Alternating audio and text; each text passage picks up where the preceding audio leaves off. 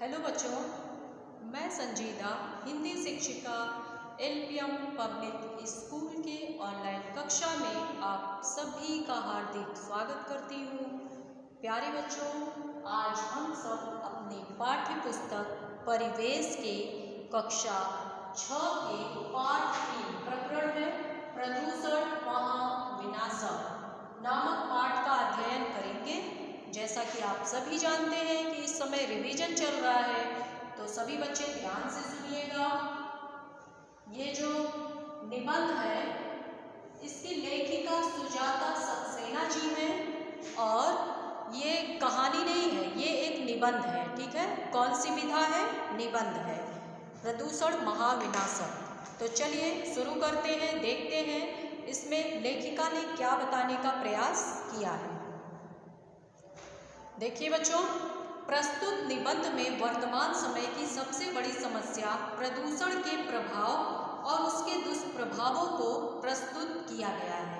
हमें प्रदूषण को रोकने का प्रयास आज से ही करना होगा, तभी भविष्य प्रदूषण रहित बनेगा। ठीक है, यह विधा जो है निबंध विधा है। इसका उद्देश्य ही यही है कि पर्यावरण के प्रति हमें जागरूकता लानी होगी और वृक्षों के महत्व को हमें समझना होगा, पर्यावरण और जीवन के संबंध को समझना होगा। प्रदूषण के प्रति अगर हम जागरूक होंगे तो क्या होगा? तभी हम समाज में अच्छे तरह से रह सकते हैं।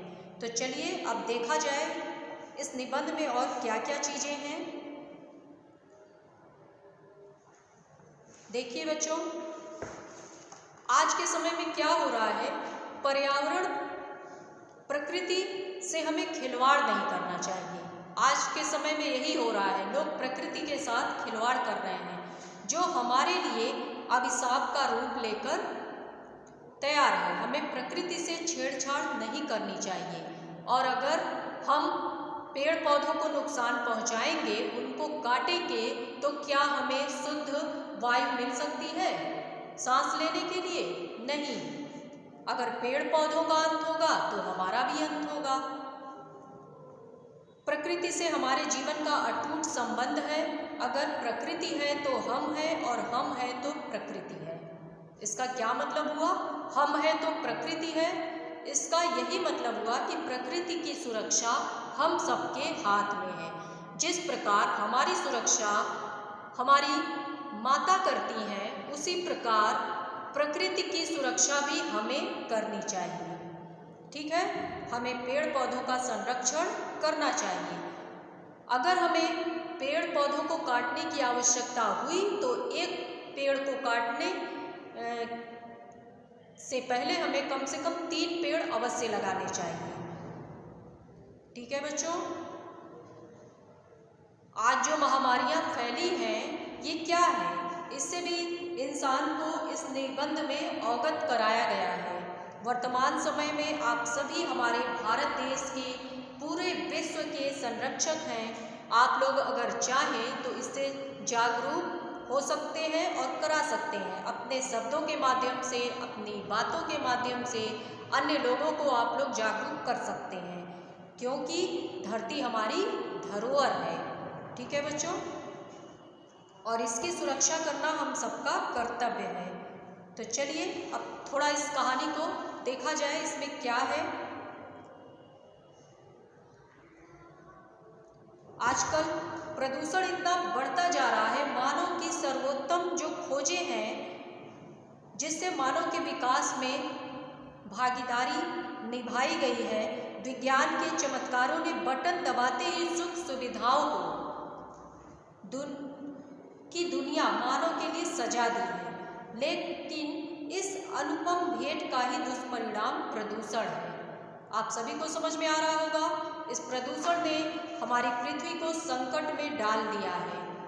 आज वातावरण में प्रदूषण की मात्रा इतनी तेजी से बढ़ती जा रही है कि वायु, जल, भूमि की अशुद्धता ने प्रकृति के संतुलन को बिगाड़ दिया है। ठीक है बच्चों, अपनी मनुष्य क्या कर रहा है? अपनी विजय और विकास की यात्रा में वह प्रकृति के उपकारों को भूलकर उसका शोषण और दोहन करने लगा है, जिसके परिणाम स्वरूप प्रकृति का संतुलन बिगड़ने लगा और पर्यावरण संकट उत्पन्न होने लगा। और जनसंख्या की वृद्धि, वनों की कटाई, उद्योग धंधों का विकास, अनावश्यक वस्तुओं का अंबार, कूड़े कचरे का ढेर, अस्वस्थकारी चीजों का उपभोग आज पर्यावरण प्रदूषण के कारण बन गए हैं। ठीक है बच्चों, मनुष्य ने सुखों की पूर्ति के लिए जहां एक और वनों को उजाड़ा, वन्य जीवन को विनष्ट किया, वहीं प्लास्टिक के सर्वाधिक उपयोग ने आज कचरे के महल खड़े कर दिए। न तो इन्हें विनष्ट किया जा सकता है और न ही वातावरण के लिए यह स्वास्थ्यकारी सिद्ध हो सकते हैं। आज प्लास्टिक के खिलौने, बर्तन, मोबाइल, कुर्सियाँ, मेजें, वॉशिंग मशीन, थैलियाँ आदि बहुत सारी वस्तुएं हैं जो प्लास्टिक से बनी हुई हैं, जो हमारे लिए नुकसान है।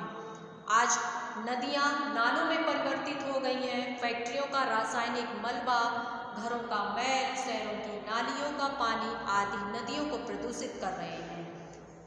जल को जीवन कहा जाता है, लेकिन मानव ने अपनी स्वार्थ सिद्धि के लिए पेयजल को भी संकट में डाल दिया है।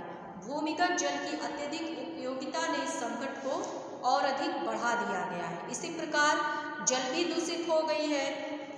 फैक्ट्रियों का धुआं, घरों से निकलने वाले ईंधन धुआं, मोटर वाहनों, इंजन, परमाणु भट्टियों का धुआं कार्बन की मात्रा को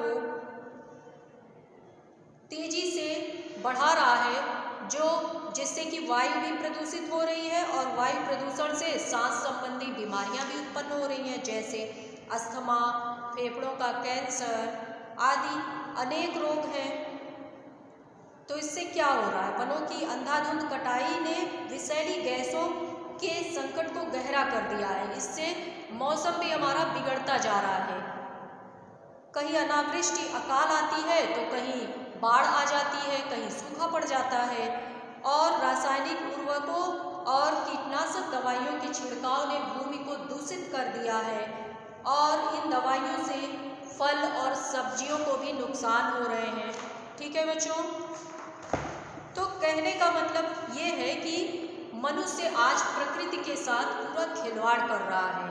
अपनी आवश्यकता के लिए वह वनों को विनष्ट कर रहा है। हमें वनों को, जंगलों को काटना नहीं चाहिए, क्योंकि जंगलों में भी जीव होते हैं जो कि उनसे भी प्रकृति को सुरक्षा होती है।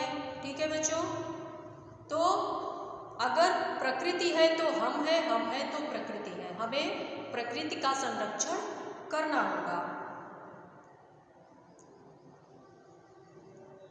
जिस तरह से आज प्रकृति के साथ खिलवाड़ किया जा रहा है, उस हिसाब से सरकार को एक नियम हर व्यक्ति पर लागू करना चाहिए कि अगर एक पेड़ कटे तो 3 पेड़ कम से कम अवश्य लगाने चाहिए। और हमें पेड़ पौधों की सुरक्षा करनी चाहिए, अपने आसपास अधिक से अधिक पेड़ पौधे लगाने चाहिए और वनों को नहीं काटना चाहिए, क्योंकि पेड़ पौधों से ही हमें शुद्ध वायु मिलती है, जिससे हम ऑक्सीजन गैस प्राप्त करते हैं। ठीक है, हम जीवित हैं। अगर पेड़ पौधे नहीं तो हम भी नहीं, हम नहीं तो पेड़ पौधे नहीं। पेड़ पौधों से हमारा अटूट संबंध होता है। पेड़ पौधों के बिना हमारा जीवन संभव ही नहीं है। ठीक है बच्चों, मेरी बात समझ में आ रही है आप सबके?